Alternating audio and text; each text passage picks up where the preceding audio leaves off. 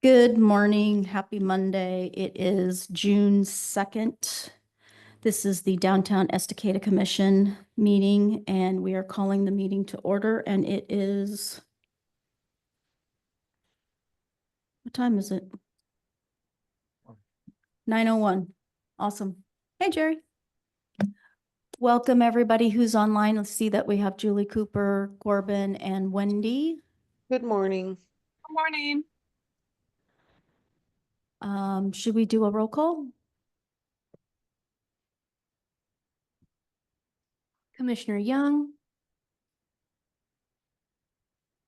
Here. Commissioner Cooper, Here. Commissioner Eichsenberger, Here. Chair Fox Hames, here. Youth Corbin, Here. and then it looks like Commissioner Colton, Randall, and I think that's everyone that's absent. And Connie's out of town. Oh, and Redmond, yes.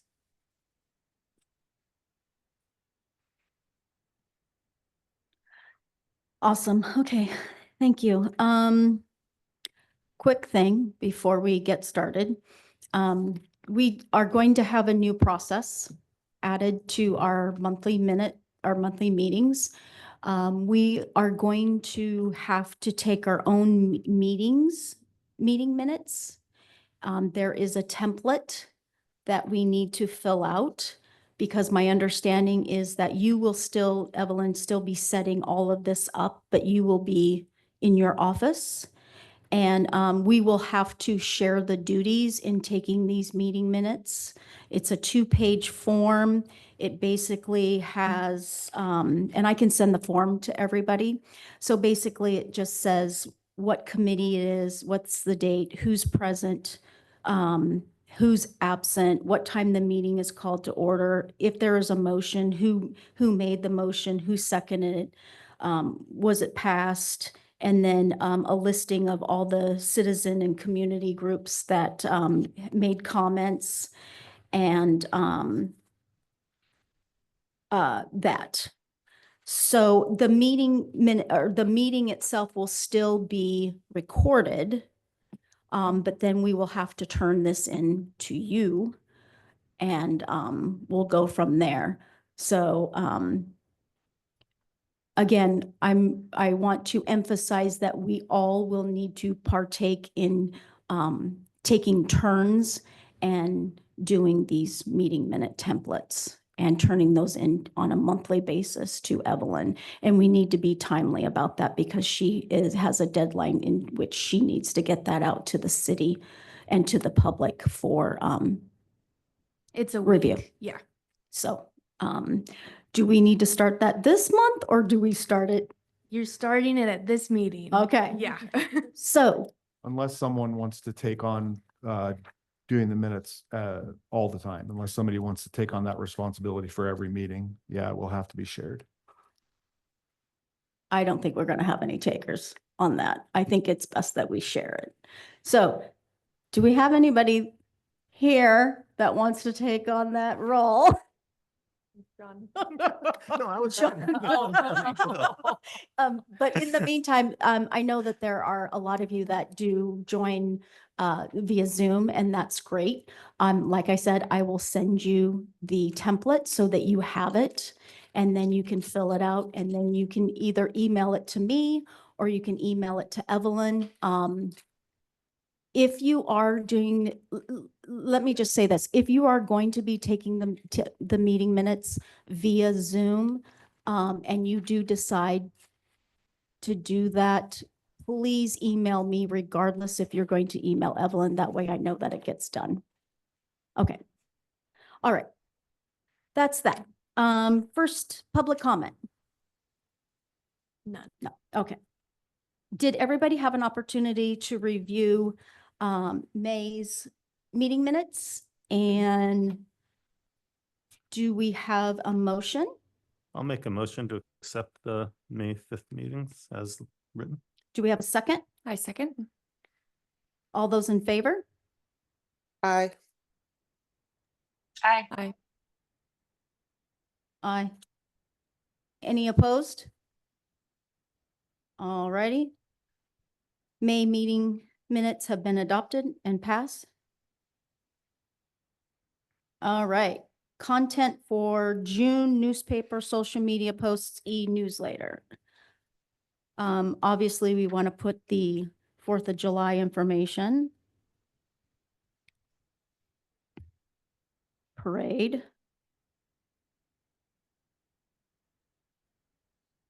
Is it too early to do Oktoberfest? I Just- don't think so. Okay, I feel like the earlier we start mentioning it, the less Yeah. commotion we'll get around not marketing it enough. okay, perfect. All right. So Oktoberfest, 4th of July parade, is there anything else that we need to help participate, to help elevate as far as any other events we've got? Aren't there like disc frisbee things going on? And is there anybody that knows anything about that? Do we need to help boost the dates and stuff on any of that stuff? Is there anything from Parks and Rec, Jerry, or our Arts Commission that we need to help? Oh, Right. okay, all right, I was even thinking maybe, is there any summer programs at the library that we should yeah. look into? Okay. And when do we have that, when do we need to have that stuff? For the newsletter, we typically send it out around the 15th to the 18th. So if you could get it anytime before then. Okay.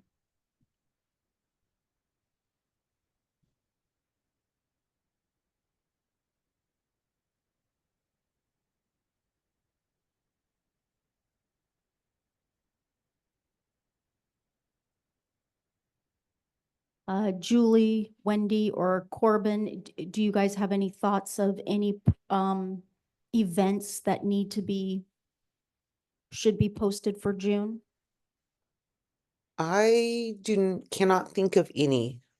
So the June's concert in the park is Ellen White. And if you haven't experienced Ellen White, she is an um, amazing performer. Are She you did saying Ellen, Ellen okay. White. She's pretty awesome, but it's June 26th, 6:30 at Wade Creek Park.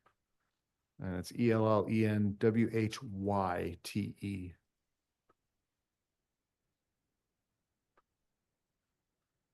Are you already aware of that? No. Okay. Do you need us to email you that information? Yeah, that would Okay. be great. And then before the July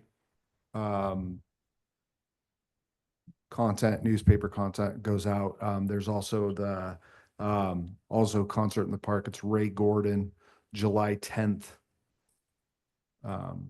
Also at Wade Creek Park, 6:30 to 8:30.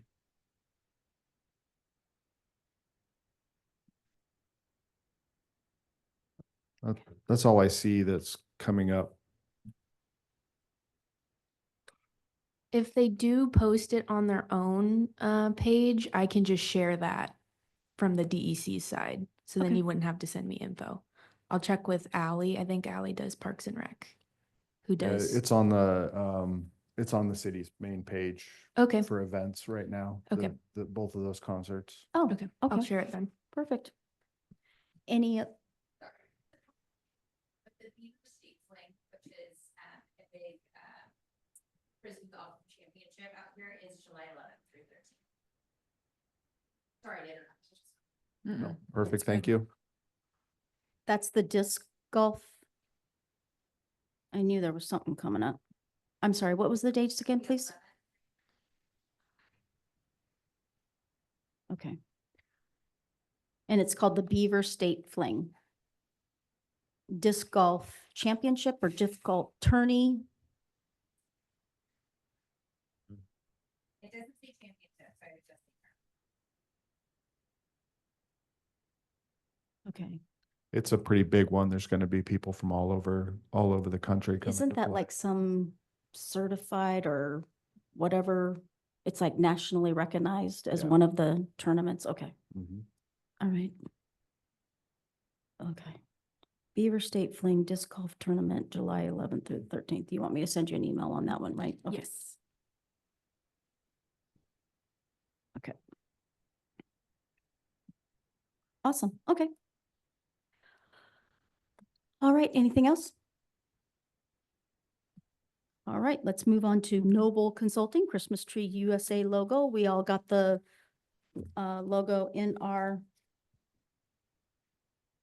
packets. Never too early to start talking Christmas. Right. Well,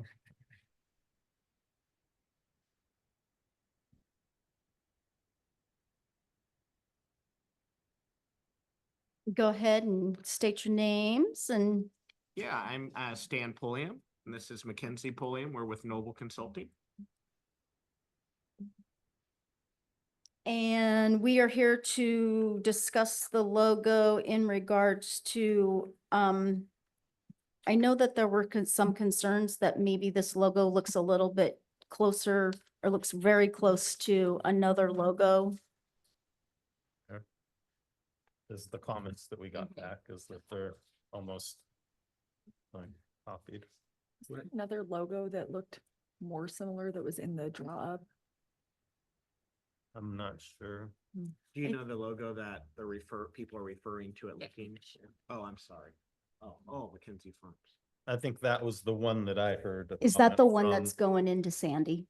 Yeah, going up the hill, right there. I think that's the one. Yeah. I don't know. Is it close? Yeah, it's kind of close. Coloring is close. Yeah, the coloring is very Yeah, mine's close. in black and white. Yeah, the coloring is very, very close. I don't know. Is it too late at this time to change it, or what are your thoughts? Yeah, so we can certainly change it. It is not the end of the world. There is a little bit of brand equity because we did use it last year. I think that we generated, I think it's like 400,000 impressions for all of like the videos and the static ads that we did just promoting Estacada as Christmas Tree USA throughout Clackamas County and the East County area. So there is that brand recognition there. That's not to say that we can't change it. That's totally fine. We can also make some tweaks if there's like little things we want to do as well. It just depends on, kind of what you guys are looking for. I don't necessarily know that. I think it's similar to a style of logos that's kind of popular right now that all have that kind of similar look and feel. So I don't think it's that big of a deal. It looks similar to something in the area. But I could see where some people might feel like it looks a little bit like one specific tree farm and we don't want all the tree farms in the area to feel like we're favoring this specific one. So obviously that's not what we're trying to do.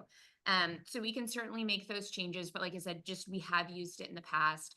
As far as the assets that we created last year that included that logo, the photo shoot that we did had it in a couple places, but it's not really the end of the world if we just don't use those photos, or we can Photoshop it out in places and try to place the new logo in if we do decide to go that route. So it is not the end of the world by any means. It just depends on how much the group wants to take the time to do that. And if we feel like it is important. I know that there was a discussion last year too, to potentially add in something about the 120 Right. years Yep. as well. So that's something else that we can do as we're going through this process as well. Is to add the 120-year anniversary to the current one or incorporate it into a new one, but to obviously try to stamp a little bit of that anniversary flavor to it for sure. Yeah. John has a really good idea here. Instead of where it says established 2024, what happens if we do established 1905? Packet actually has that. Yeah, I think that was the change Okay. that we edited. This is from my previous one. This isn't from the packet. I'm sorry about Yeah, that. that's okay.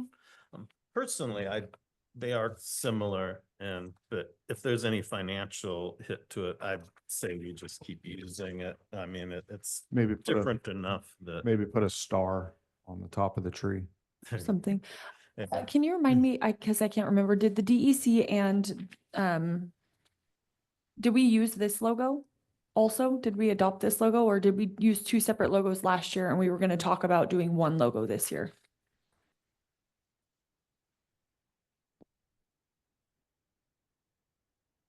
You all used this logo Got it. last year on your social Because it media. was already in place and some things, it was already in place, so we went with this logo. I'm curious if it's not the other logo that was being talked about, like the one, because there was, the DEC had our options. Right, I'm thinking the DEC's logo was closer to the Mackenzie Farms, not probably. this one. Yeah, you're probably right. Yeah, I'm on the same thought as John. I mean, if there's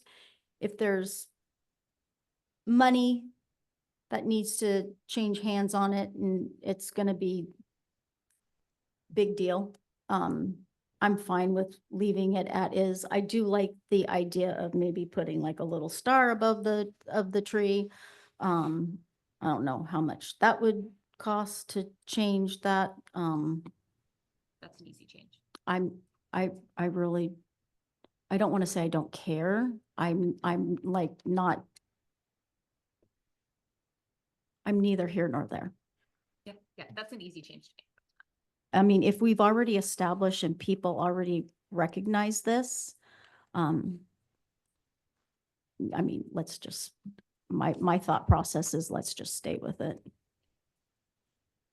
Would you Okay. guys like us to try to incorporate something that does say 120 years? And obviously it's something that would really just live in the logo this year, and then next year we'd probably just go back to the original version. Unless we felt strongly that we wanted to keep it, that's fine too, but we can certainly try to kind of incorporate that in some way. if that's- Well, you know, unfortunately, the whole 120 year thing kind of has fallen to the wayside this year, which is very unfortunate. So at this point, I mean, my take on that would be no.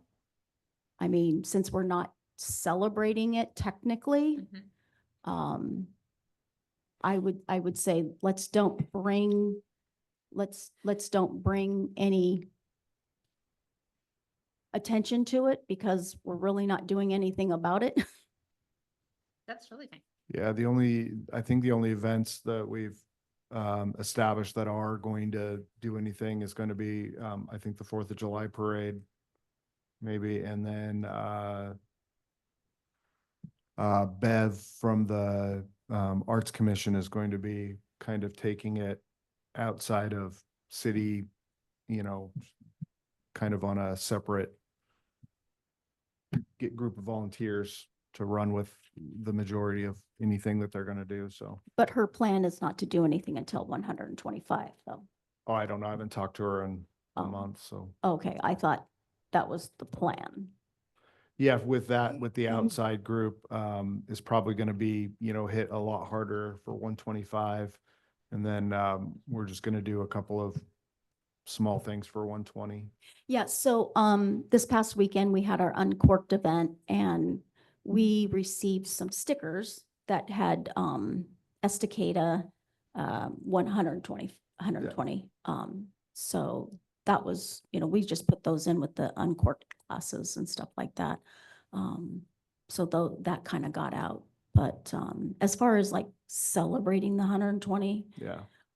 they're really, I mean, what we were talking about last summer compared to what was supposed to happen, that's not happening. So Yeah. I don't want to bring attention to something that we're really not doing anything about because that's Yeah. going to just No. confuse people. Perfectly fine. Okay. I don't know, Julie, Wendy, Corbin, how do you guys feel about that?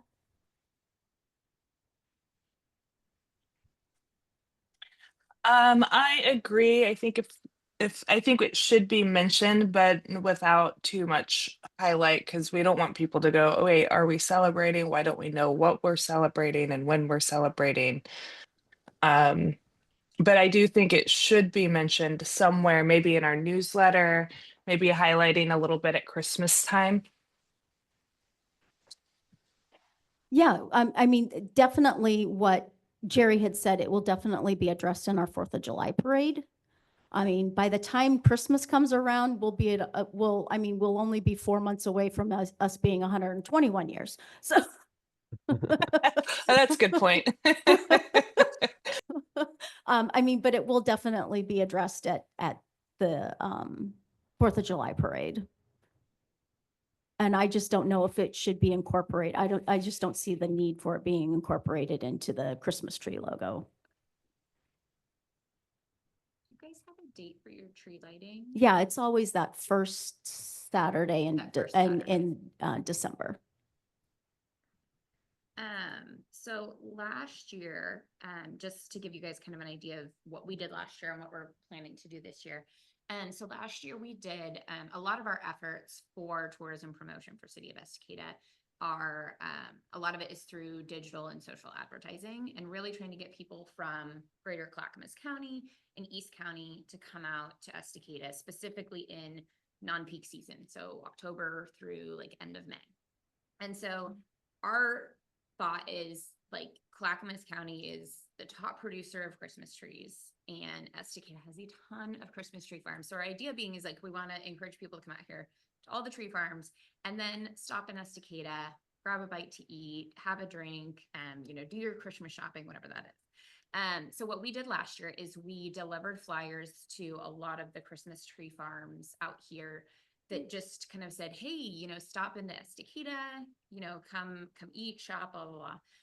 We did our digital ads kind of had that same kind of a tone. And then we had our landing page actually had a map of the Christmas tree farms in the area that was just from Google. It wasn't anything that like we'd gone out to specific Christmas tree farms or just like, this is what's on Google, really just to get people out here. And so our plan is to do that again this year. We were going to check with the chamber and see if there's interest in any businesses that want to offer something special to those folks. And we could do some kind of like a QR code that has like online offers or coupons or like whatever that is, just to try to get businesses involved. But if there's anything else that you guys have ideas that we can kind of help and all come together and do, we're happy to do that. We also try to promote the Christmas tree lighting and then the Christmas parade with the lights. We try to promote both of those just through social media, just because again, it's something that gets people out here into the area. But if there's anything else that you guys can think of that we can help kind of come together and help you guys promote to get people out here during the holidays, we're happy to do that. Yeah, Connie Redmond's going to be a good contact on the chamber. Unfortunately, she's not here today, but you can definitely reach out to her next week. I can give you her phone number. Or have you I have reached? free email. Okay, perfect. Okay. I'll let her know that you'll be reaching out to her. In regards to that, I like the QR code idea.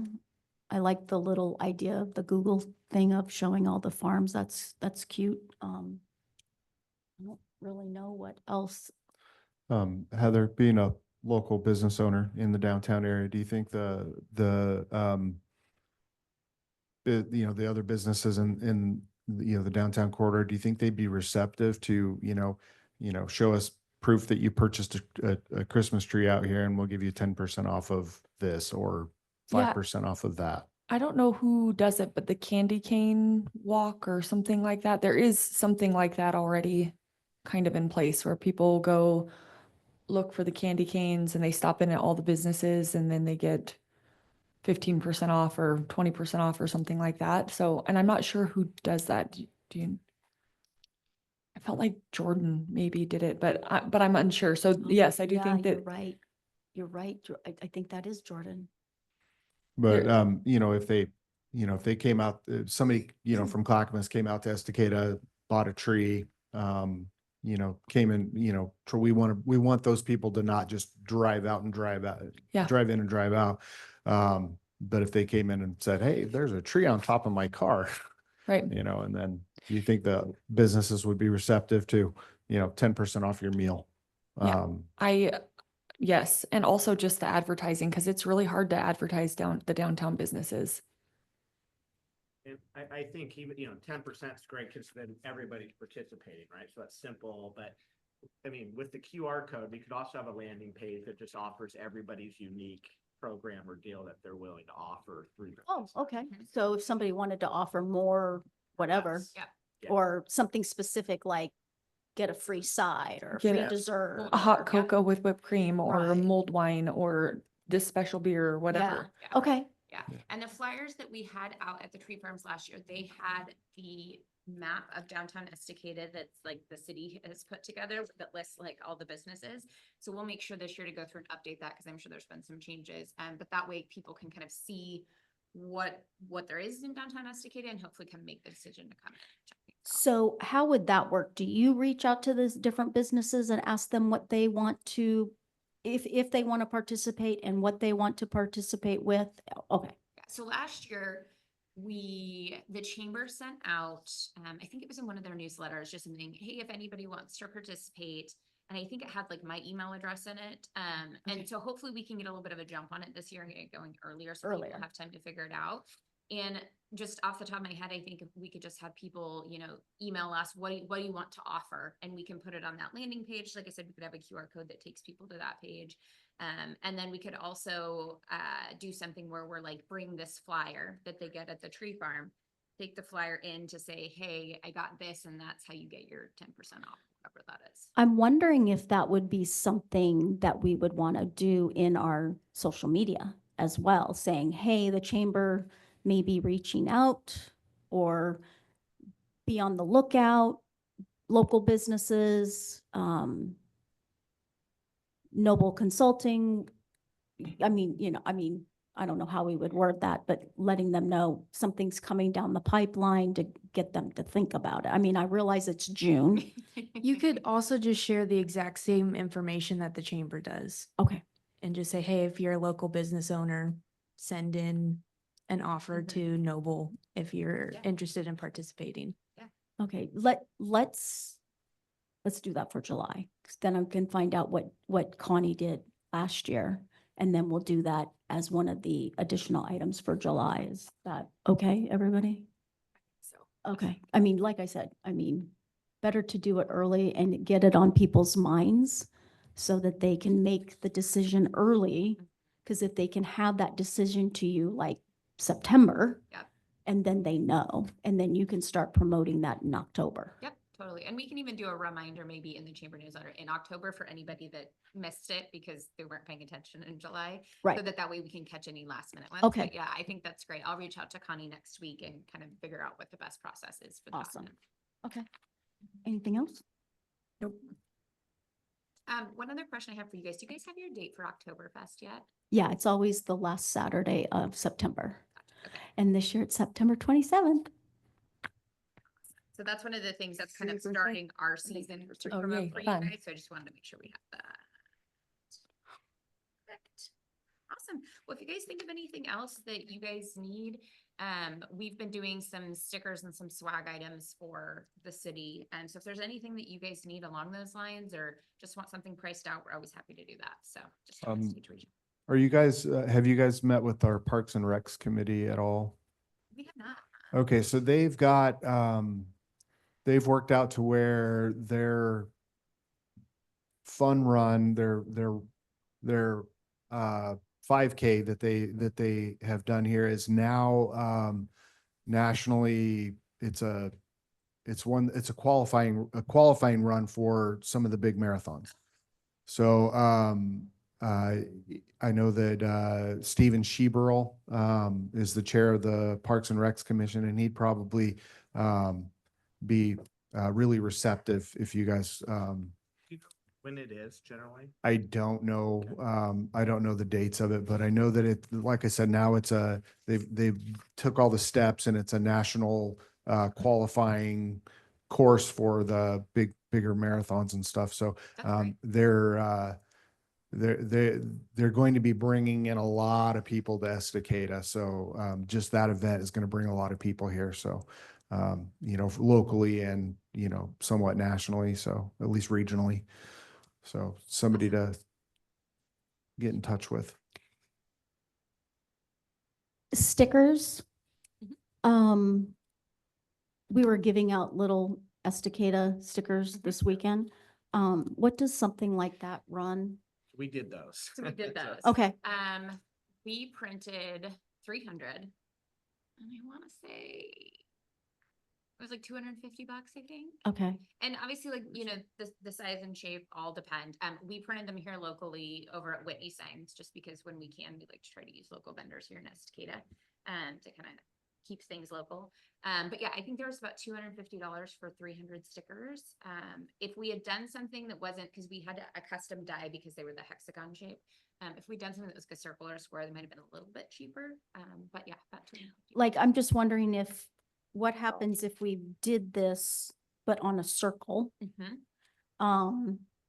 And we just had it like as a sticker to put on, to hand out at the Christmas tree lighting, Yeah, we could totally. just to get the branding more of the logo out.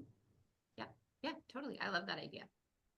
I mean, you know, kids love Oh, stickers. totally. They don't even care Yeah. what it Well, there's is. a lot of people that love a sticker to put on like their water bottle or their computer. or their Exactly. phone.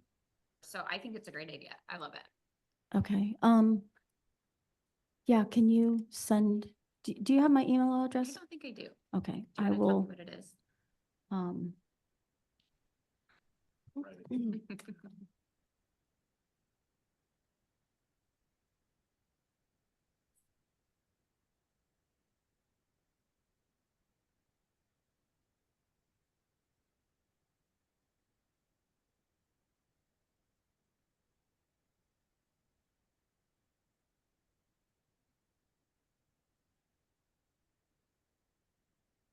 you, yeah, that, I think that would be good. Kids love stuff like Oh, that. totally. And the more that I mean, we do the hot cocoa, we do the marshmallows, the candy canes, the cookies, all of that. I Mhm. think that would be good. Hi, Julie. Julie Colton joined us. Thank you for joining. We were just talking about Christmas tree lighting. I was trying to look at some information using the Christmas tree logo that you can't hear me. Oh, she can hear me, but she can't talk.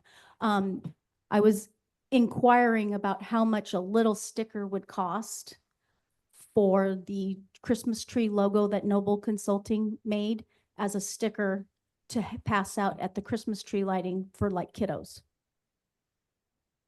Okay, great. All right. They're going to give me a price quote and I'll let you know what it is. All right. Awesome. Thank you so much. Yeah, thank you guys.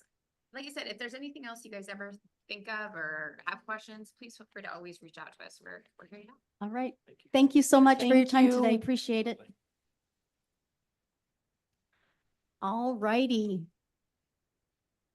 It comes time for the anticipation of the Uncorked event from this weekend. Dun, dun, dun, dun, dun, dun, dun. Take it away, Heather. Well, I think it went relatively good. There were no real bumps in the road, except for that we almost lost one of the pop-up tents once, but because the wind kicked up unexpectedly and it had weights on it, so. Yeah. But lots of feedback. I think that we've heard so many things and some of them maybe legitimate and other things probably not. Marketing was one of them and how we didn't do enough marketing, but I don't actually think that's very legitimate. We had yard signs and flyers and social media posts. I don't know how else we could market it. But one thing I would like to do better on marketing is maybe some volunteer posts. I don't know the best way to market trying to get people to volunteer for an event. But one thing I kind of thought of was maybe if I'm more specific about the volunteers, instead of just putting the volunteer form out, maybe we do like a sign up genius type thing that says registration timeframe 11 to 2:30, 2:30 to 4:30 to 7, something like that. Alcohol monitors this time to this time. And I like that. set up this time. I like that.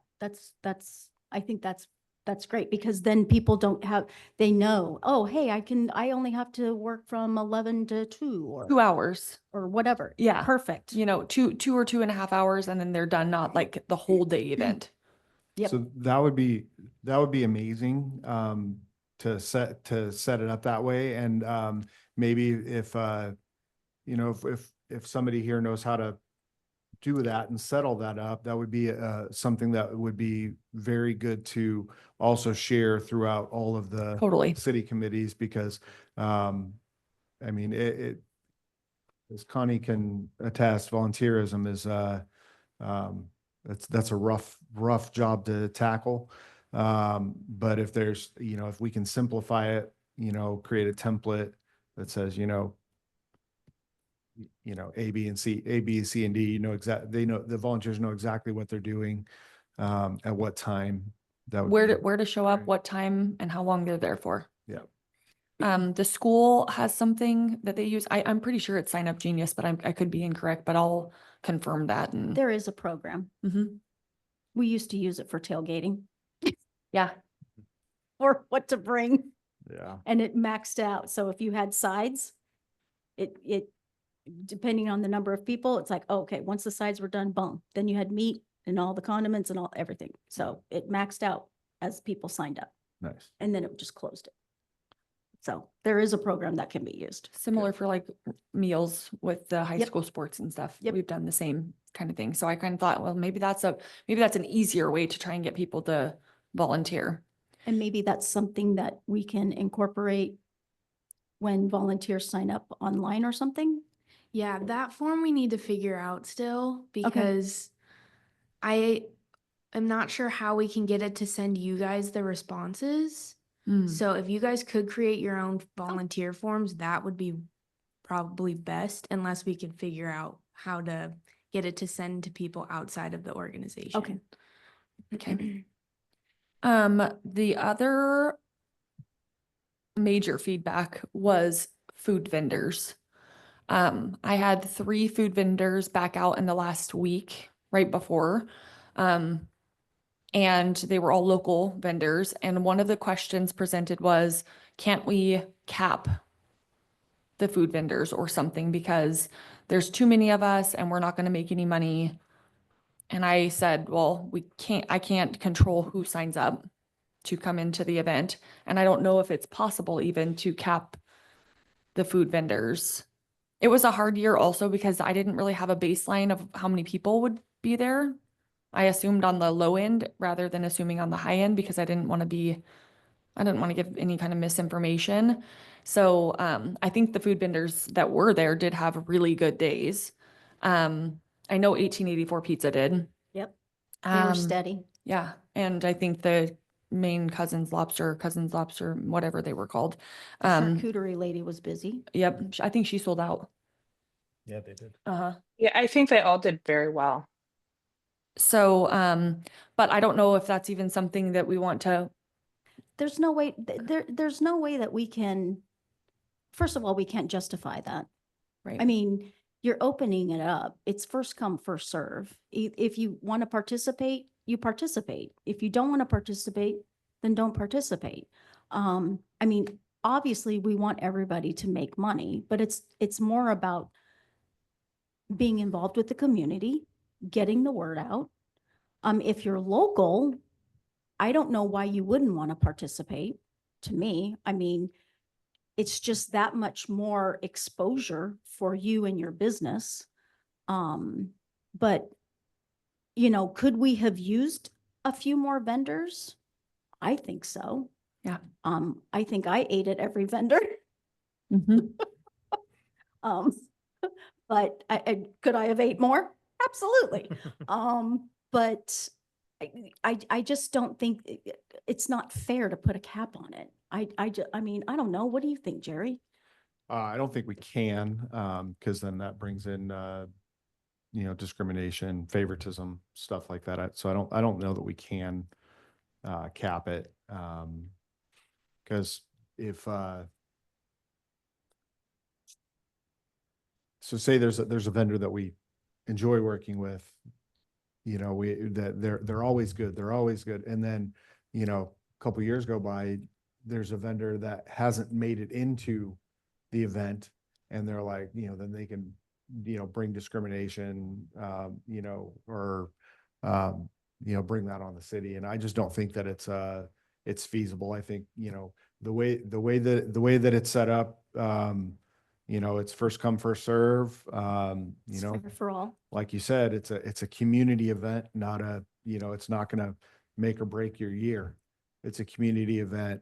We do, that we put on for the Estacada community, also to drive to bring tourism to our city, and it is a huge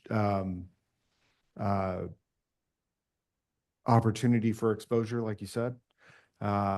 So I don't think that we can cap it. We just kind of have to keep going the way that we're going. And Okay. they're just going to have to understand that that day is not going to make or break their year. It's going to be, exposure. I mean, it could, generate more business. It should generate more business throughout, the rest of the year, just that, that one event. But, yeah, I don't think there's a way we can limit. I Ca- think, go ahead. Sorry, capping it, would be kind of scary if people are backing out already, because, you know, you cap it to a couple of vendors and people can back out. Are we requiring any kind of deposit from these vendors when they apply so that when they back out, they lose? I mean, because we're planning on that, you know, and No, if they back out, we've been refunding them. But they do have to submit payment with their application yeah. to hold their spot. Maybe we should put a time limit on when we refund it, you know, because within a week, you know, unless it's like a family emergency that's you know, something came up, you know, that's really putting us on the short end of trying to I agree. rearrange everything. I agree. I heard feedback from one of the vendors that they've lost up to $275 for their spot because they were sick and couldn't come. And they were fine with it. They were like, we're sorry, but can we have our spot back next year? Like they were like, we understand that this is a unfortunate situation, but, and I was like, I don't know the process of that at all. And they had just asked because we had two no-shows and then several back out last minute. Yeah, I totally agree with what John says. I think that if you signed up and and you got in on that first come, first serve, and you paid your $100, if you are going to back out the week of the event, you don't get your money back. So we need to change that. I totally agree with you on that because you're right. We are expecting you to be there. And so is the community. Because by that time, we've already told the community and word has gotten around, oh, you are coming and you're coming and this is coming. So, you know, we were expecting you to come. It's one thing to have a family emergency, like you said, or an illness. I mean, if somebody's ill and they're a food vendor, we do not want them to come. Right. I mean, that is against the health regulation. So, I mean, that is understandable. Do you want to cap it at a week before the event or by the time applications close? Because I think applications close was 2 weeks. I think So- 2 weeks. Okay. I think the majority of the vendors that backed out that were food related backed out when they found out that the Maine lobster place was coming. So I don't know, and they must have posted it. I honestly didn't know or keep track of that. Yeah, I don't know how because they knew what all vendors were coming and we didn't post that anywhere. So I was also confused on how Right. they knew. I think the cousins, they Posted posted it on their somewhere. social- okay. Yeah. And our local vendor posted on that there's a national chain coming in and don't go, come over here. So they kind of threw a side twist on it too, that yeah. didn't help our turnout any. You know, which is weird because I mean, they're similar foods, but they're Not. different. Yeah. Our local would have kicked, and their prices are so much better. They would have knocked them out of the park. If they would have showed up with this local place, just Yeah. because the price differential, my feeling is they would have Yeah, done really I mean, good. Like I said, it's a similar food, but I mean, it's Mhm. like having a birria truck and a taco truck, you know, they're similar foods, but they're vastly different, you know, so I don't understand that mindset, but Which brings me to the next point. I did not arrange the food carts the same as they have been done maybe at other street closure festival type situations, which by far I like that setup the best, where it's a full street closure and people get to walk through and see. I tried to set the food up where people had to, in order to get to the food, you had to walk through everything. So I had a little bit at both ends originally, and then I had to rearrange a couple of different times at the end there. But the businesses on the Broadway Street two of them didn't like that there was a generator in front of their business, which thankfully the 1884 pizza could plug in and it worked out fine and great. So I don't know how I'll get past that situation, but is there any restrictions around that? I guess is my, Not that I know of. I Well- don't think the city's ever planned that. It's always been someone on the DEC. So maybe Connie knows because she's planned it out for Oktoberfest, but I'm not aware of any restrictions on where you place them. That has been an issue in the past, my limited experience with it, even when we had it down by Lou's and the green grass area. People down there complained they couldn't hear the music, they couldn't. We might look at, we have all those big extension boxes of dedicating someplace further away from people that might be offended by the noise and just run, but then you've got the trip hazards of the cord would be the other option is. So there's a local business, alternative power source, Aaron Neldner. It might be something to, you know, that, again, something that we start and then it's a template for the rest of the, you know, but they do the bigger generators that they could put, you know, you can put the bigger generator somewhere and then people tie into it. And with his knowledge and experience and, you know, generators and electricity and stuff, I think he'd be a wealth of knowledge and a great help. And with as involved as he has been in the past in this community, I think he would love to, you know, if somebody reached out to him to get involved, and then you wouldn't have, you know, 10 generators, you'd have a generator here, maybe a generator there with people tying into it. And then he could help with mitigate the tripping hazards and, you know, running power to where it needs to go. So there would be I'm sure there would be a cost to it, but Aaron's an amazing person and he would reduce that cost as much as possible. So Another option might be to put something on the form that if you're going to bring a generator, it has to operate below a certain decibel point. Most generators have We a spec already, sheet. we did that. Did you? Yeah, Okay, that's good. in there. Okay. And that generator honestly was one of the more quiet ones I've And they still. heard, but they just didn't, I think the fumes or something, which I don't even know if that was actually an issue right then, but I think maybe the concern of the fumes or Okay, and what's Aaron's last name? Neldner, Neldner.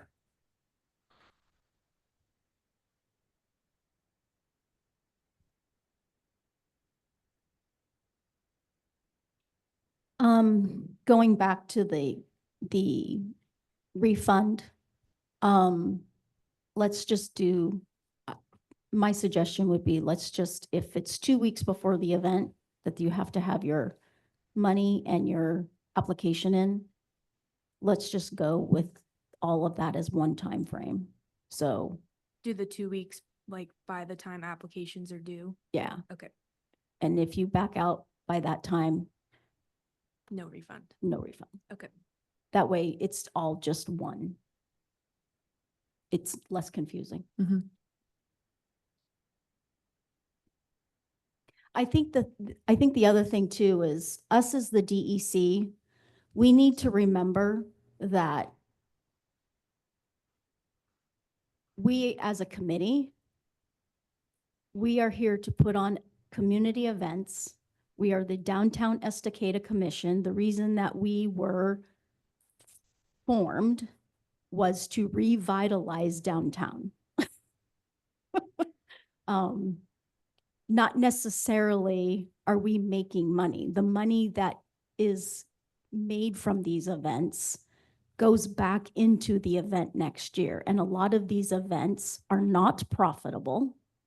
We have a fund that is given to us by the city that we use year in and year out. And we do what we can, the best that we can, to host these events. And that's what we are. We are the host of these events for the community to bring people in the community.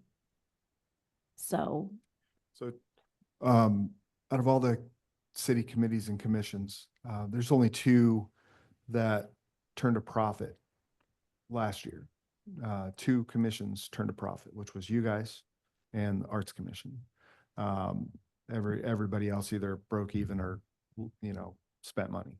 So, again, you know, the money's there, you know, use it, make your events the best that they can be. You know, and then we budget again for the next year. right, but we, you know, and things get more expensive. I mean, the rental of the porta potties are extremely more expensive. that has almost doubled just from the short time that I've been here. You know, we do try to get as much volunteer, you know, donated stuff as we can. But you know, stages, music, all of that costs money. And people need to understand that there is a one-time cost for signage. But since we don't put the dates on it, then we can reuse it. But you do have to, you do have to Incur. absorb that one-time cost.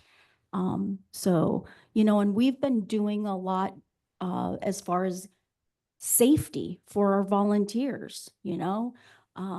We've got vests now, we've got more road barricades, we've got, we were fortunate enough to have a lovely, you know, community neighbor that purchased wands, safety wands for us that is going to be tremendous for, I can't wait to use them for the 4th of July. So, you know, people need to understand that money is going not only for the city, but to protect the people that are working these events. I just want to put that out there.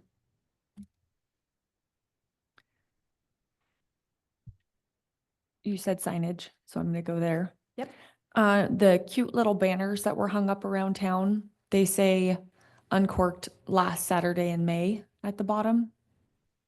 And I don't know when it was discussed to have that part put on there, but next year it would be fine to do the last Saturday in May. But the 2027 is Memorial Day weekend. And then probably for like the next 4 years or whatever, it will be Memorial Day weekend. And I don't think that we want to do uncorked on Memorial Day weekend. Mm. It's really slow here that weekend, unfortunately. And we typically close. Okay. So just noted, we can use them for next year, but probably, I don't know if we could put a sticker over it or something with a date Okay. in the future.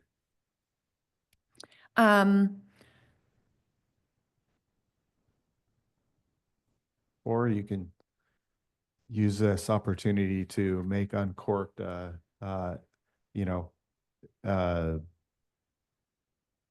so big and so fun that it turns that weekend around for Estacada, and you know, turns that into a busy weekend rather than a dead weekend. I like your optimism. Yeah. There you go. I'll consider it. I don't know how my partners would like that though. Yeah, I'll put down. Yeah. A couple other suggestions. Naturally, people love live music, so maybe we do try and expand and do that next year. And hopefully by just marketing early, we can get more vendors in and get the word out. Lots of people seem to have staffing issues, like not being able to work another event and this event. And we were late to the party getting vendor application stuff out this year. So maybe next year, as soon as Oktoberfest honestly is over, I say we start marketing it, start getting vendors signed up, and maybe can plan to do some kind of music or even music times or event times for something to happen. That was one suggestion, and somebody was like, an open mic would be super fun. So I was like, oh, that would be cool. Maybe from like 3 to 5 or something, we could do an open mic and then have a band finish the end of it or something like that. It'd be cool to have like a battle of the bands open mic, you know, because kids in the school or anything, but Yeah. bands and stuff.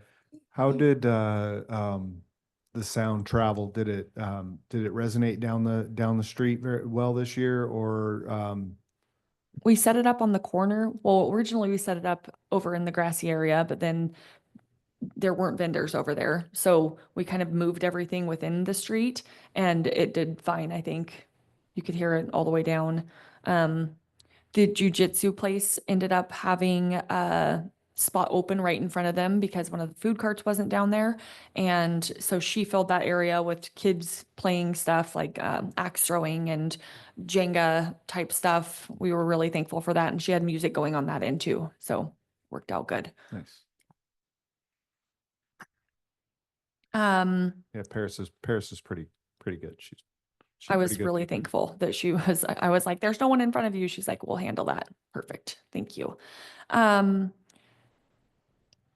no alcohol, we printed off some no alcohol beyond this point signs, but I think that we could get permanent ones and use them for all of any event that needs them.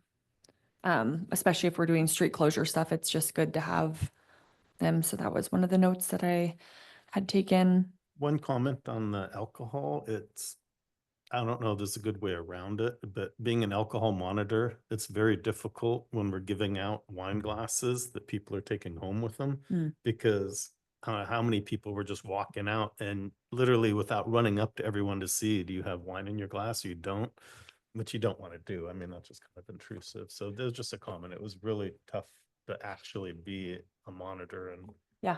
see people. And there were people with other cans of beer and other stuff walking around that no one was selling there. So I'm not quite sure how we Yeah. do a better job managing that down the road.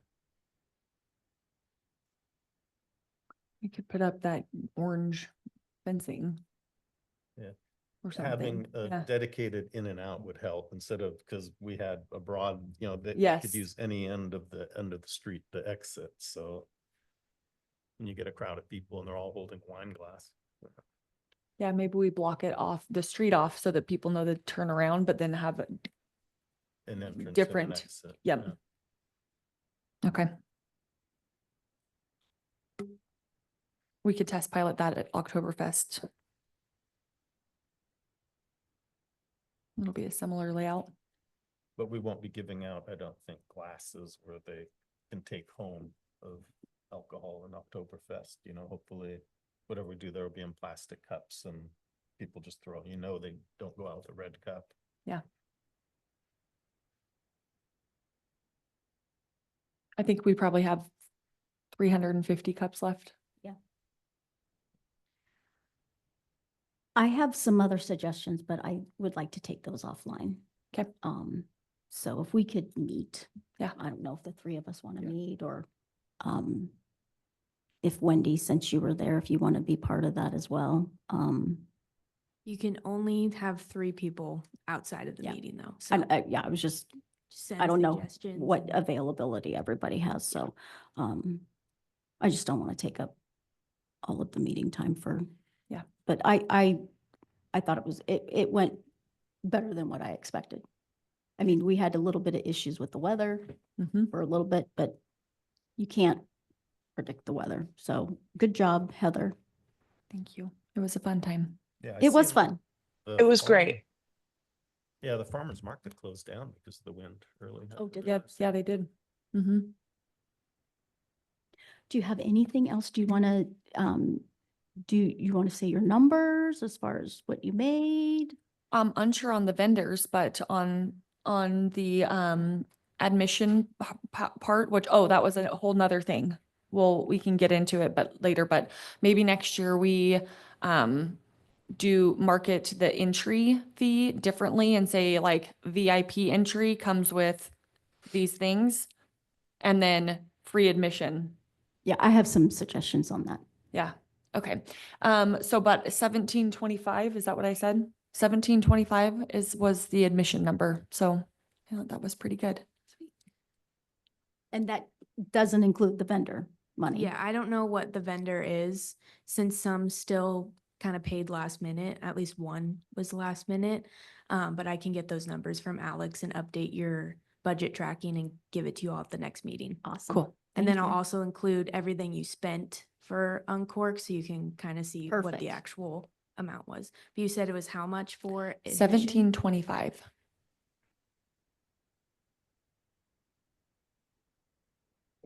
Which basically works out to 84 bags and 3 t-shirts, Hey. if you're wondering. I think it was a good time. It's an event.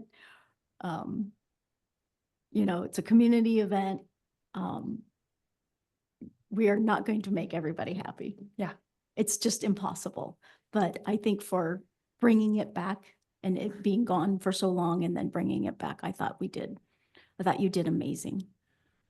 One question, I know Connie's out of town. I'm not sure how long she is, but she placed signs all over. Do we know where they are and should we pick them up? Or, because we're going to want to reuse those signs, right? But I know there's one at Hayden, there's one on Fourth, and I think she put Oh. like half a dozen or a dozen signs around town, just, There's even one up at the cross section of Copeland and Curran. yeah, so she. I don't know where. But No. we're I- gonna wanna put those back upstairs, Yeah, right? Yeah. I So- brought the one that was in my yard. Mhm. So I would say if you do see them, if you wouldn't mind pulling over and grabbing those so that they don't, Go missing. yeah, they Maybe I'll don't grow text- feet and start walking away. I'll text Connie and see if she'll give me a list of where they are. Sounds I can good. Do that. Cool. Thanks, John. Awesome. All righty, well, let's move on to the next item, Oregon Main Street May networking meeting recap. I attended that meeting. It was really interesting. They did a lot that you'd appreciate, Sherry, on secession. And I think you're on a lot of this is about making a booklet for each event and everything we do that, so anyone can pick up that book and carry it down. And, you know, if we lose somebody, one member, that shouldn't stop our event or change it too drastically. We should be able to carry on Yeah. with whatever it is. So that was a little more boring compared to the other stuff, the topics that we went over. They talked a lot on historic districts, and I was really naive on that as far as what constitutes and how you can change it and expand it and stuff like that. I still don't have a good grasp on it, but it was a lot of good information on that. The second day, they had Todd Scott, who was King County's Historic Preservation Program. He ran it, and he also did one in Oklahoma. So he had a wealth of knowledge on older buildings and what's worth restoring and what, you know, just because it's old and historic, if it's ugly and wasn't right in the first place, do we really need to preserve it back to its original ugliness, or do you move on? Or, you know, there was some good discussions on that, a lot of different views on how do you preserve and what is worth preserving and stuff. And I didn't realize Astoria had so many problems, that it was built in a muck bay, basically, that used to just flood constantly. And they built a dike out there that stopped that, but they'd already built concrete structures on top of all those wooden platforms they put out there. And since they built the dike, all that's rotting. So the whole town is sinking like about 3 or 4 inches. And originally they thought you restore, you make everything straight and perfect. And they finally gave up and they said, no, the town's sinking. We're not going to chase it. So some of the storefronts, they're actually building, they're remodeling at a pitch. You look at them and this whole building's crooked instead of chasing it into the ground. And I thought it was interesting. You talked about talking to your codes, because the question came up, does that pass code? And they said, well, you need to talk to your codes professional and get them in on the historic district, and that this is slightly different. So I'm not sure how our codes professional would feel about that, but it was a real interesting conversation about the historic aspect of it and how to preserve it and keep it going. That is interesting, because you would think that if you had something historic and, I mean, common sense would say, yeah, you want to preserve it, but if you're saying if it was ugly to begin with, do you really want to preserve it?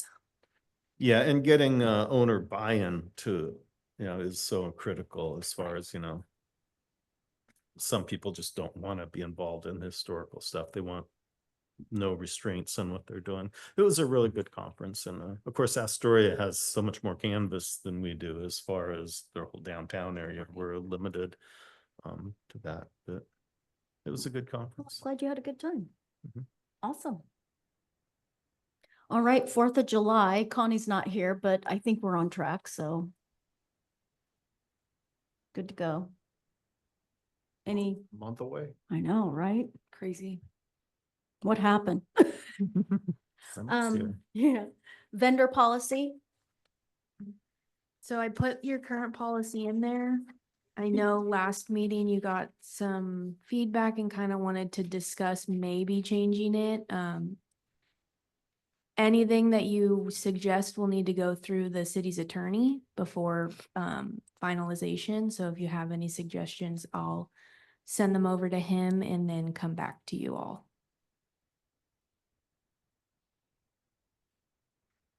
Maybe in this policy, we put you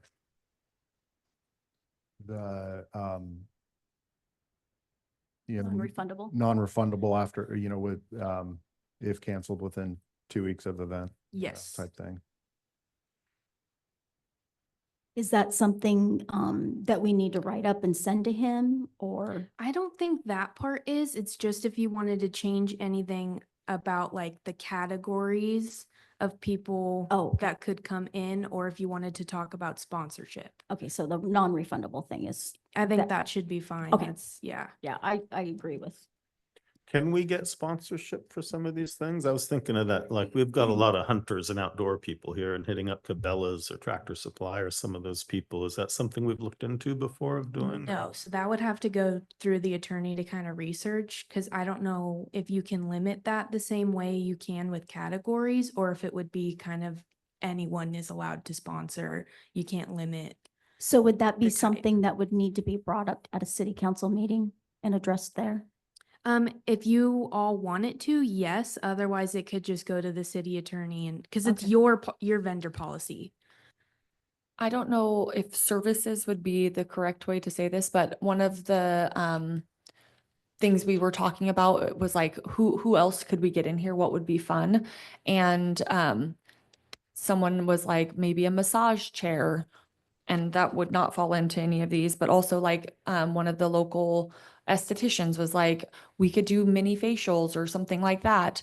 And I know that obviously Jenny came in and she was talking, she wanted to have Edwards Jones or something, which is a financial service. So I don't know if we are able to do something like that, or if it's just out of the question.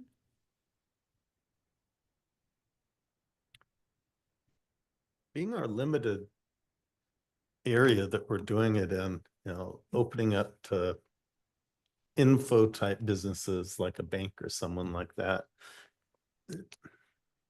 It seems that'd really limit us, if you allow too many of them. And Mhm. once you start putting a restriction on one entity, I'm not sure how you handle that. And then, Yeah, you can't limit the type of people that attend. You can only limit like the categories. So Right. like with the food carts, you can't put a cap on the amount of food carts that join. You can't put a cap on the amount of alcohol, food, arts and crafts, fine art, all the categories, but you can limit the categories themselves. and So then you could having- potentially add services, but then it's all services. Right. Unless you specify exactly what kind of service. And I'd be a little, I think, having a massage booth or a tattoo booth or something like that, I think, the health department would probably, have something to say about stuff like that. So I don't know. We'd have to, I think Well- they're at a lot of festivals. Yeah, I guess my thing is if I was an esthetician or if I had a tattoo business in downtown and I knew that there was going to be an event that was going to be on my street where I have my business, I would open and I would signage and I would run a special. Free 3x3 inch black and white tattoo. $75. yeah. 20-minute facial, $30. I mean, to me, you already have a storefront there, which you're leasing or whatever. And to me, it just seems it would behoove you to have your business open. Why would you pay $100 to rent a space, bring all of your stuff outside when you already, I don't know. Exposure.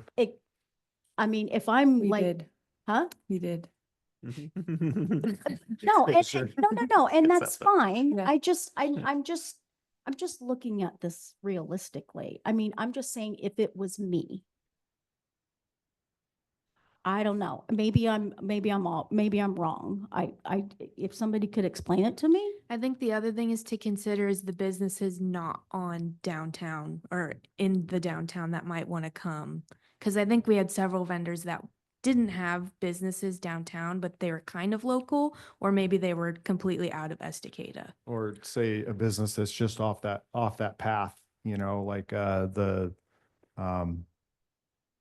I don't remember the name of it. Sadie O'Neill's place over Mhm. here. or Yo Treats, someplace that, Backwoods Beauty, maybe? yeah, and then like the Growler Station, they're Yeah. off they're off the path where we're having our event, then they would, either, you could just open up have a booth and direct people to your Totally. place, if it's close enough. I'm sure like Olga wouldn't want to, have a booth down here and try to direct people up to her acupuncture business, but she, something like that, I would understand, but I have a suggestion for that then. You go in with everybody that's on the other streets, say there's 5 businesses. You all put in $20. You rent a booth, you rent a space, you set up a table, you each take whatever, a 2-hour allotment, and you hand out flyers directing for people. all of those 5 businesses. Yeah. That way the table's manned for the whole entire time. And then you just send people down and you get, hey, you can go over here and you can see the esthetician and get 15% off. Hey, you can go over here and you can get a tattoo for $75. Hey, you can go over.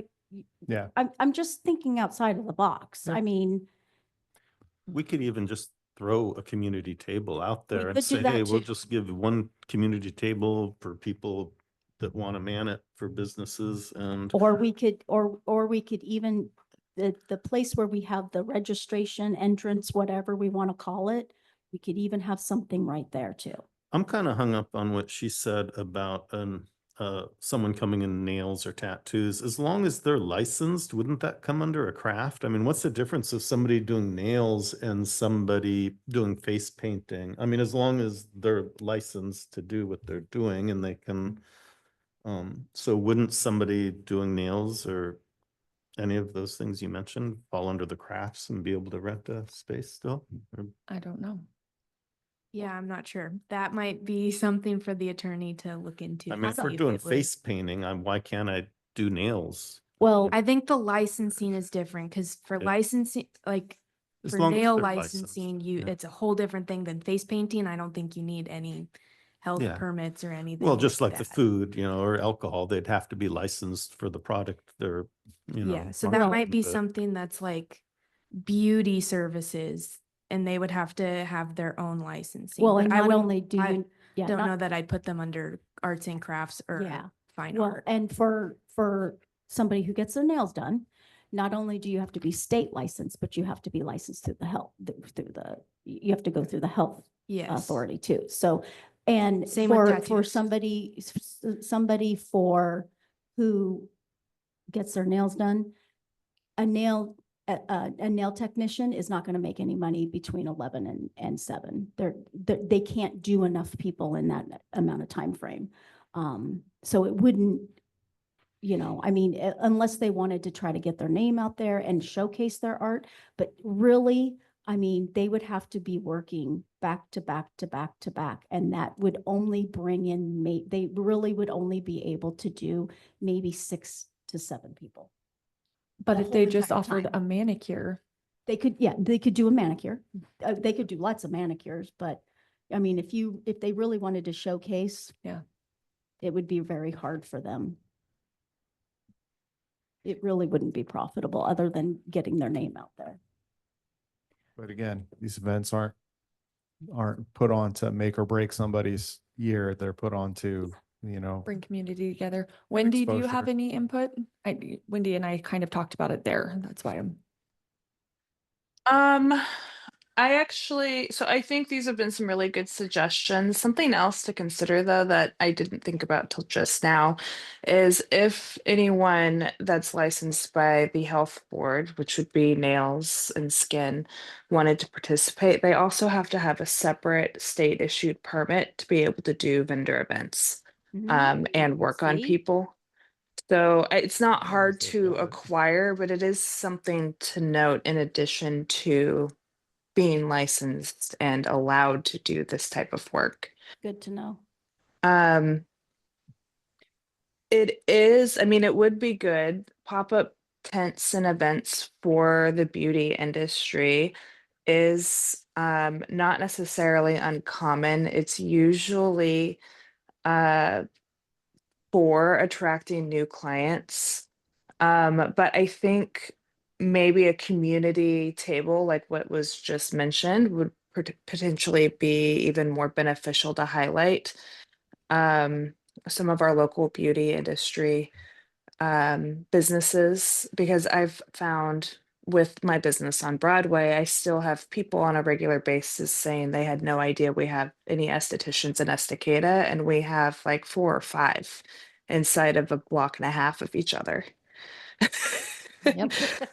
So I think it would be really great if there would be a way for us to be able to have something that showcases all of the estheticians and other beauty industry people, but I do see the challenges too in this type of an event as well.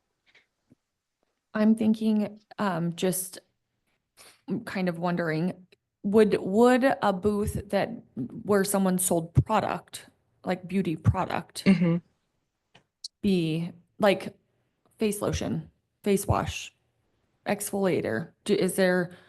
Does that fall under any of these categories? I wouldn't say under the current ones, but you could add another category of beauty product or something of that nature. Yeah. Which is, I mean, when I've done a few vendor events in the past year, and I didn't offer services. I only sold product and gave out discounts to anyone who wanted to book. So I mean, there's a bit of a draw to that. Yeah, if you didn't want to have to deal with the vendor licensing for beauty vendors, you could limit it to beauty product. And then they could come in, hey, these are the products we sell. Also, these are the services we offer. Another, Which would be something that I would consider doing, for example, is getting a vendor booth with a table in front of Stargazer with products, and then going, hey, if you want to book today, I have a special 4th of July or whatever promotion going on. I like that idea. yeah, and then along the lines of beauty, I just think of fashion, and I don't think that like a clothing booth would be out of the question here. I feel like it would There- actually be kind of awesome to have like a Western wear shop, or That'd be very cool. I don't- But there were people selling hats and there were people selling jackets. yes, I don't know what category they came in under though, That would have been, I think that was arts and crafts because it was all handmade because it was all stuff. handmade stuff. But like there was a storefront with clothing in it. And then you also have to take into consideration that some political groups might want to capitalize on that and bring in their political paraphernalia, so. Which you can't limit, you can't put on there no political parties. If a political party does apply and they fall under, like if One of they're those. selling handmade arts and crafts, but it does have political messages on it, you'd still have to allow it.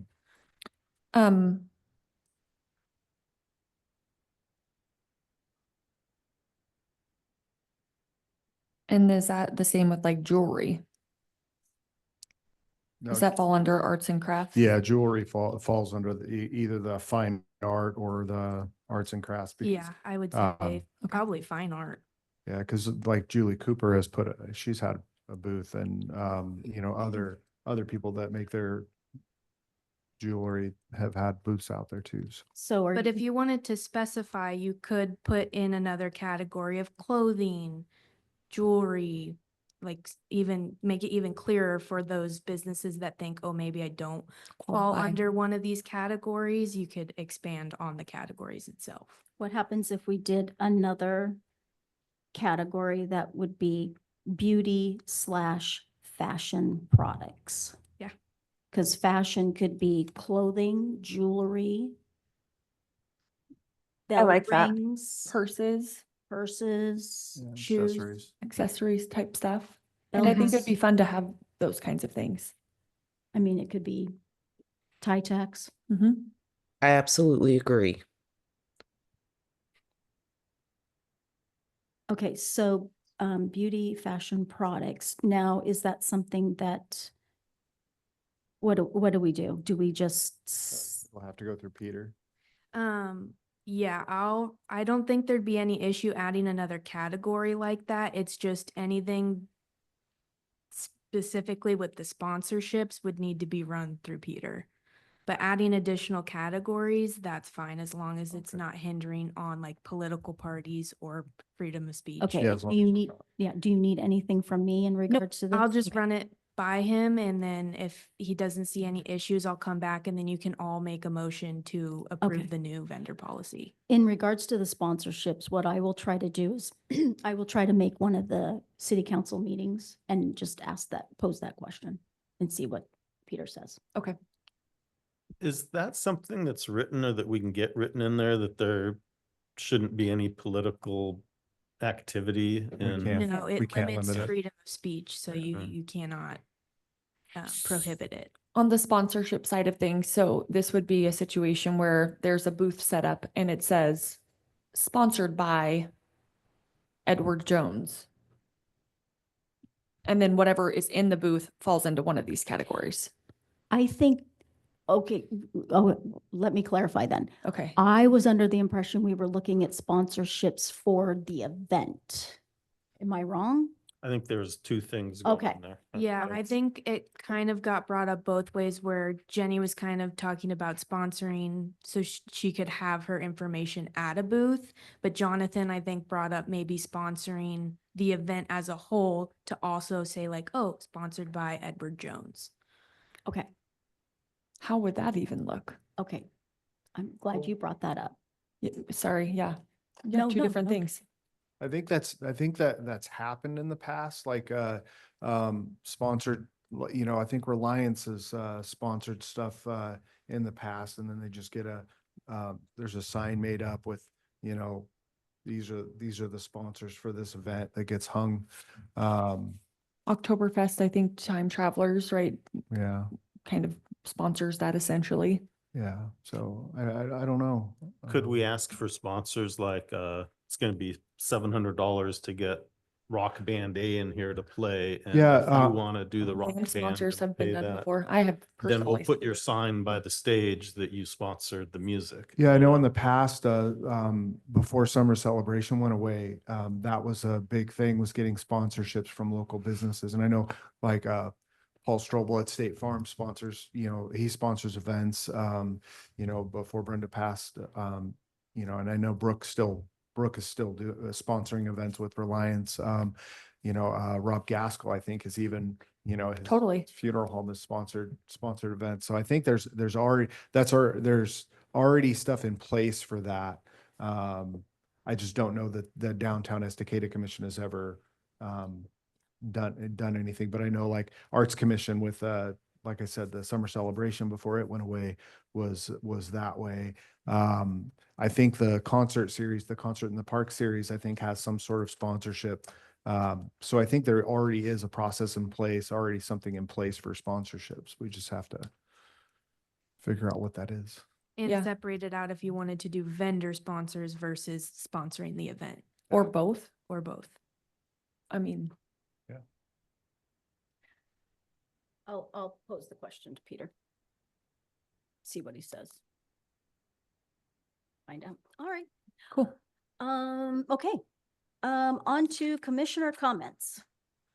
I want to say, I know I missed last meeting and, I really feel, bad about missing the last meeting, but, I had an amazing experience working with Hannah Smith, on this committee. She had been here, her and Julie Cooper and Connie had been here the whole time that I've been, the liaison for this committee. I think Hannah's an amazing person. She's losing her on, in the city aspect is a big loss because she did a lot, had a lot of knowledge and was, a lot of, at least up till the end, she had a lot of energy for this commission, and really appreciate the work that she put in, and and all of you. But like I said, she's the one that has moved on from the position, and I just really want to put out there how much I appreciate her efforts and the time that she's put in here. So thank you very much, Hannah. All righty then. Next meeting agenda items. Review applications. Yes, so you have one application for a member Oh. to fill Hannah's previous position. Okay. And then if you get more applications, you can add one more person to the DEC, but so far I think we've only received one. Awesome. Cool. When do we review it? Just before the meeting? Yeah, they should attend. You have that as a requirement, so you can ask them questions if you feel the need to. And then you can make your recommendation to council at the next meeting. Awesome. Anything else? Julie Colton, Julie Cooper, Wendy Corbin. Nope, nothing. Nothing here. All righty then. If we don't have anything else, we will go ahead and adjourn our meeting at 10:27. Thank you, everybody, for your time today. Appreciate it. Have a great month. Happy Monday. Happy Monday. Thank you, guys. Here.